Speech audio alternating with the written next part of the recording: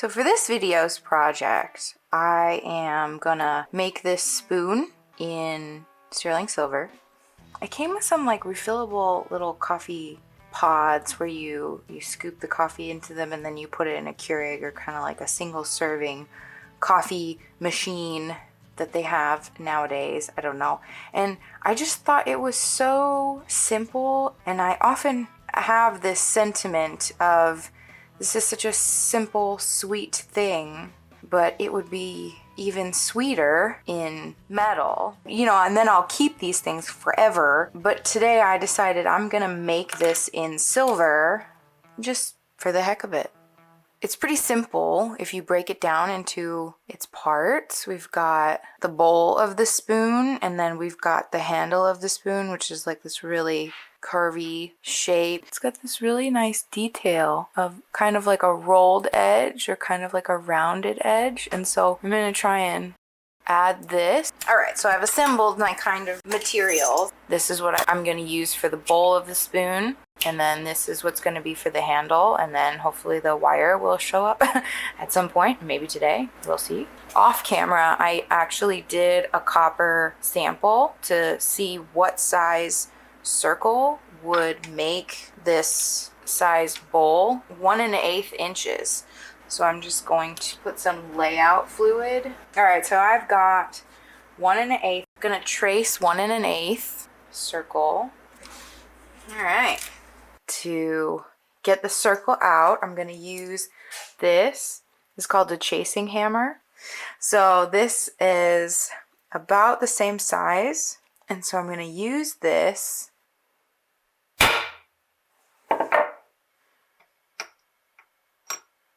Yay. Now I'm gonna just anneal this circle.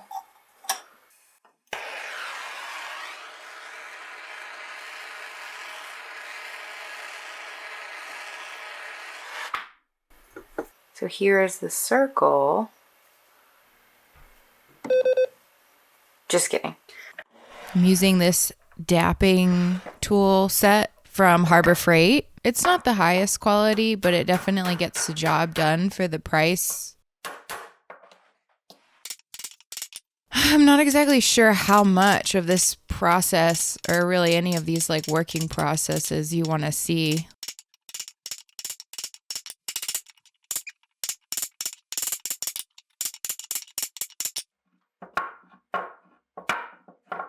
I don't think it's gonna fit in there. That's fine. All right.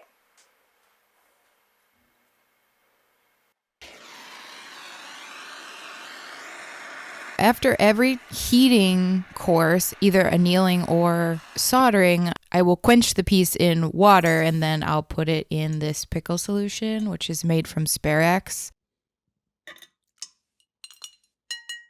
You may have noticed that I didn't file or sand the edges of my circle before I domed it, because I'm going to do it now. One totally is allowed to file and sand the edges of their circle that's been cut out, but after you dome something, you usually have to clean up those edges as well, because they won't be, completely flat. So I'm just going to do that here with this. Off camera, I made a copper form to bend the half round wire around. I basically took the actual spoon and just put it on a sheet of copper and traced it with a scribe, and I cut that out. And then I estimated how thick the half round wire would be. I don't know if this was clear before, but the wire that I'm holding in my left hand, I didn't have that when I started the project, and so I did quite a bit of work before it was able to arrive in the mail. I was guessing that it was going to be 14 gauge wire, to be completely honest with you, because I took my American Standard wire gauge and I gauged that. So I, set my dividers to the thickness of what I estimated the wire would be, and then with the dividers on one edge, I traced all the way around the form, and then I cut that off. I'll be able to anneal this wire and then just bend it along this form.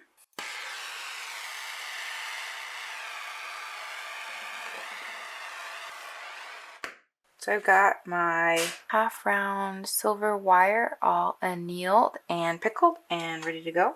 I'm gonna kind of line up and just see how this goes, bending it. So I've got the flat side down against my workbench. Alright, so that went pretty well.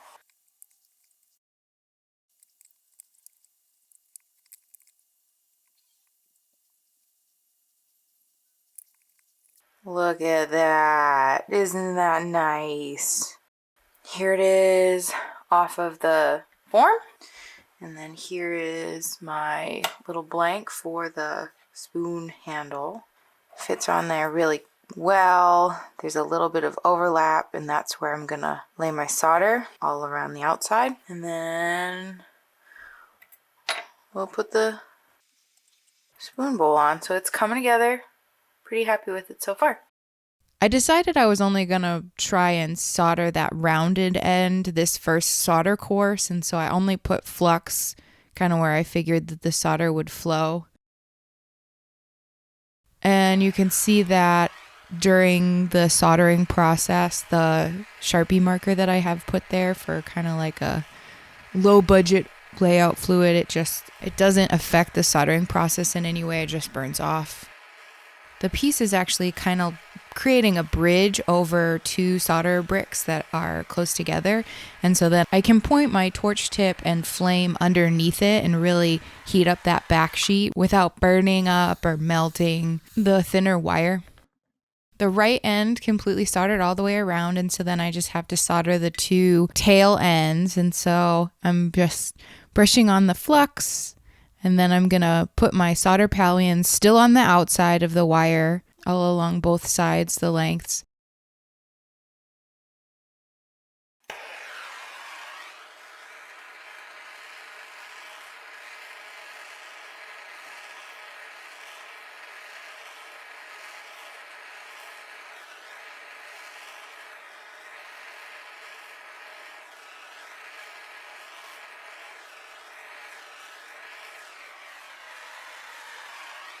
That section of wire actually was not flush down with the back plate, and so I'm using my solder pick to press it and hold it down so that the solder will flow and connect the two pieces, and then it'll be held in place.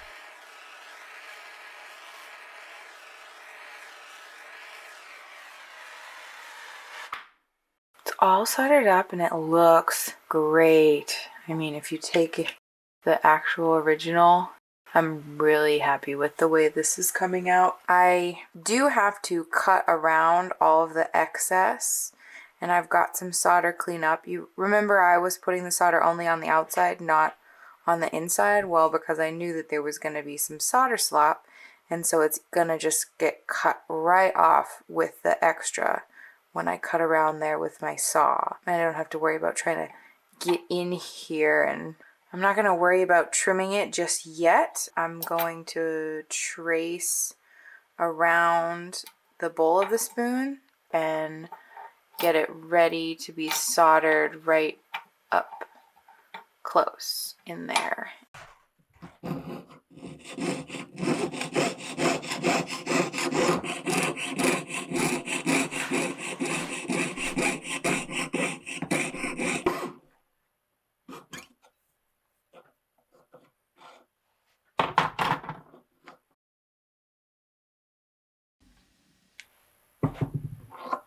Probably gonna have to like angle this so that it fits, because right now it's not matching.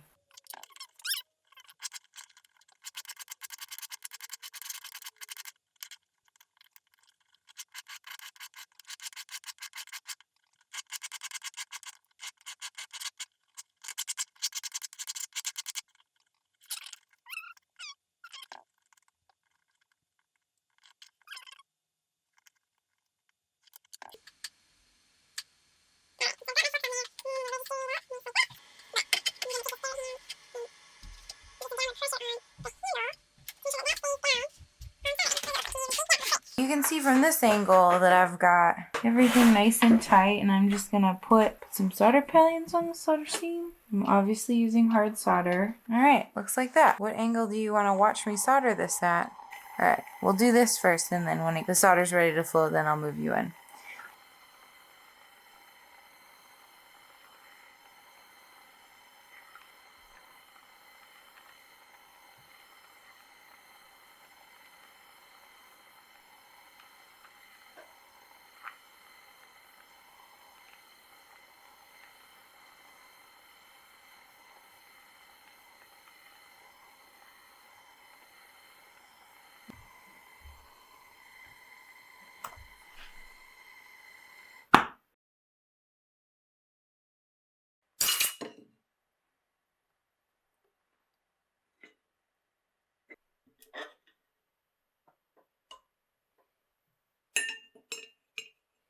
There's my solder seam. You can see I got a little bit of cleanup to do.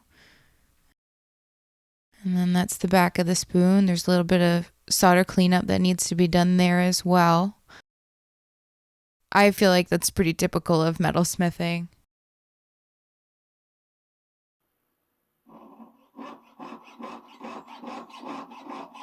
So then I use a 2/0 saw blade in my jeweler saw, and I saw around to remove the excess lip that's on the handle of the spoon.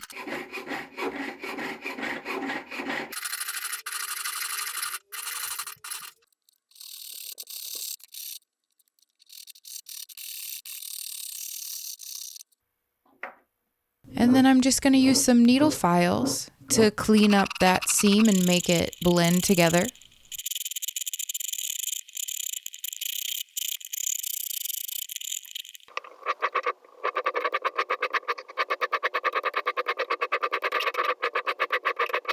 So this flex shaft tool is a snap disc, and it's made by 3M.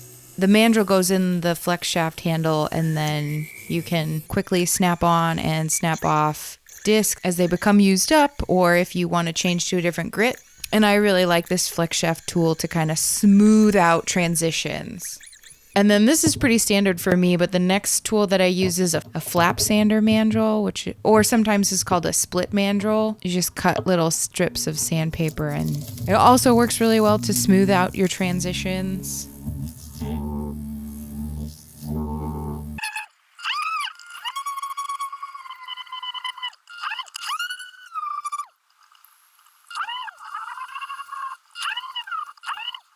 For the final finish of that edge, I'm going in with these little, I don't really know what they're called.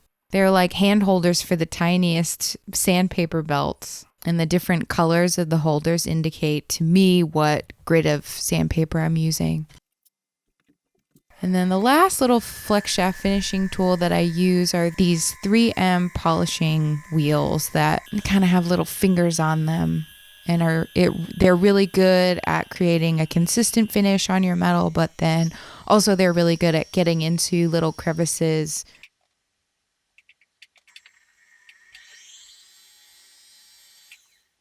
I've got some sandpaper on a piece of glass, so I'm sanding the top of the spoon and the rim of this bowl of the spoon all flush. These little 3M sanding sponges are really great to bring back a hand finish, because all the flex shaft tools kind of will leave machined looking finishes, and I really want this to have a hand finished look. So I'm finishing it by hand. They worked really well to kind of get into the bowl of the spoon and into the little rolled edge that was on the back of the spoon handle. And then the very last step was I used a burnisher to burnish around all the edges of the spoon and on the inside of the bowl, just so that there are some highlights for the light to bounce off of during my beauty shots.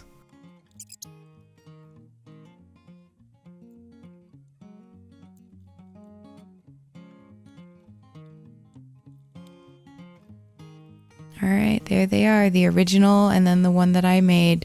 The one that I made, the bowl of the spoon is a little bit smaller just because that's the biggest dome that I could make with the dabbing tools that I have. But I'm probably biased, but I actually kind of like the proportions of mine better than the original.